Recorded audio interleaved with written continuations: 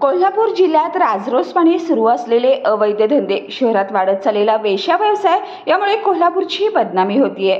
या धंद्यावर पोलिसांनी जुजबी कारवाई केल्यामुळे ते अधिकच फोफावत चाललेत। शहरातील प्रमुख मार्ग असलेल्या व्हीनस कॉर्नर रस्त्यावर वेश्या व्यवसाय जोमाने सुरू आहे। यामुळे या मार्गावर फिरताना घरंदाज महिलांना त्रासाला सामोरं जावं लागते। याची दखल घेत बुधवारी रात्री शिवसेना महिला आघाडीने वेश्या अड्ड्यावर आंदोलन केलं। वारांगणांना पोलीस प्रशासनाच्या ताब्यात दिलं। दरम्यान शहरात खुलेआम सुरू असलेल्या वेश्या व्यवसायावर आणि त्यांना पाठीशी घालणाऱ्या व्यक्तीवर कायदेशीर कारवाई करावी अशी मागणी शिवसेना महिला आघाडीच्या वतीने करण्यात आली।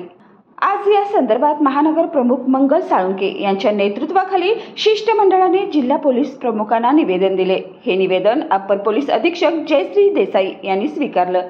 दरम्यान यावेळी बोलताना महिला आघाडीच्या महानगर प्रमुख मंगल साळुंखे म्हणाल्या, मी मंगल महादेव साळुंखे, शिवसेना शिंदे गट महानगर अध्यक्षा। आज आम्ही इथं आलेलो आहे म्हणजे परवाच एक आंदोलन आमच्या कार्यकर्त्यांनी केलं अवैध धंदे बंद पाडण्यासाठी, त्याचं निवेदन देण्यासाठी आम्ही इथं आलेलो आहे। आमचं एवढंच म्हणणं आहे की जे कोल्हापूरमध्ये अवैध धंदे चालू आहेत त्याच्यासाठी तुम्ही कडक कारवाई केली पाहिजे, तात्पुरती नाही। जे आता शिंगणापूरला झाले व लेडीज पकडल्या गेल्या, त्या नेपाळी बंगाली आहेत, त्यांची तुम्ही कागदपत्र चेक करा। हा वेश्या व्यवसाय बंद झाला पाहिजे। तिथं लॉजिंग राजरोसपणे चालू आहेत।